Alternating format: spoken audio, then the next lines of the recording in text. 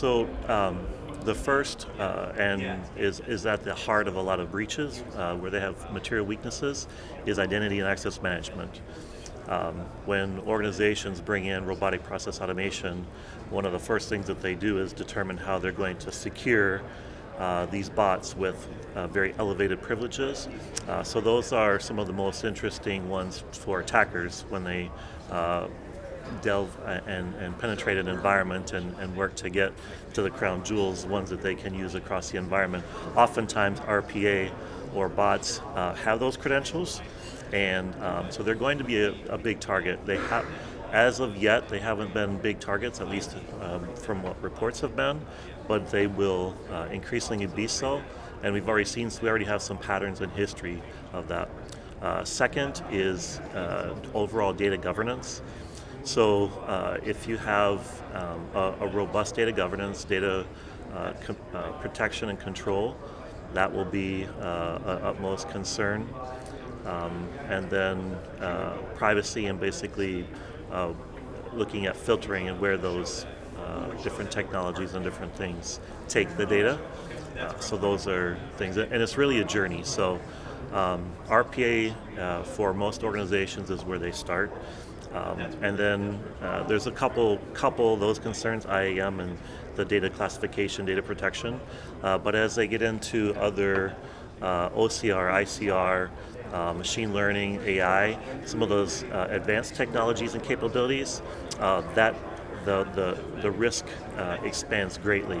So it's really a journey, and encourage companies to get really to determine what their stance is in each one of those before proceeding on to the next step, and they can start right now by enhancing each one of those.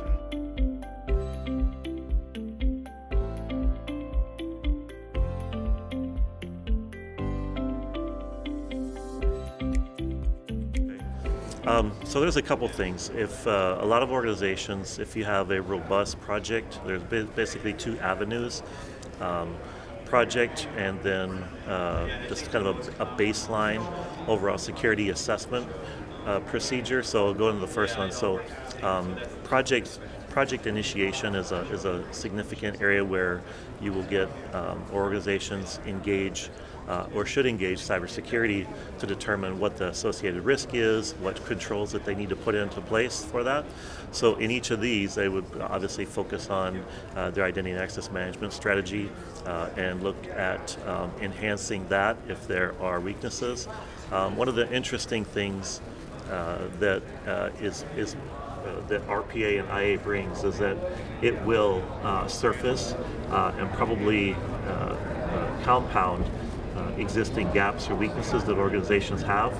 So if they know that they have those going in to some of these, they can look at those and determine where those risk areas are going to increase exponentially in some cases, and start working on those now in the beginning phases of these initiatives.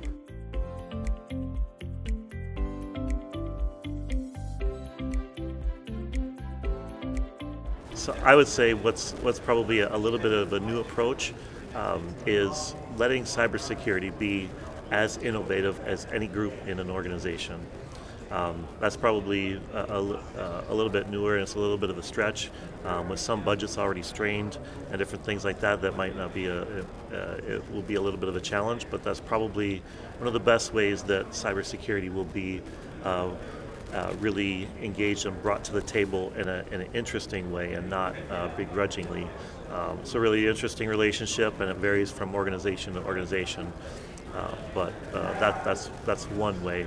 And then, just like I said before, a really robust project and recurring baseline assessment.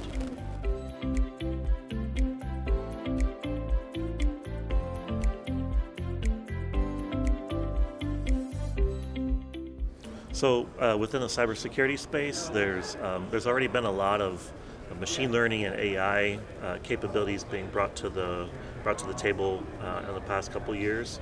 That will only continue. What excites me is I think the industry's been focused on looking at the incident response and some of those procedures. Those are more standard and easier to automate. But what excites me is looking at the full spectrum, the full stack of cybersecurity, and automating everything from the normal day-to-day procedures of not just incident responders, but risk, compliance, a lot of the other functions that exist there to help alleviate a lot of the stress and time-consuming efforts, and really maximize and be a force multiplier for all of the different functions and free up their time to focus on the most important things, which often escapes some organizations, as evidenced by some of the news, particularly in the past couple of weeks with the Marriott breach and some of the other ones that have been announced.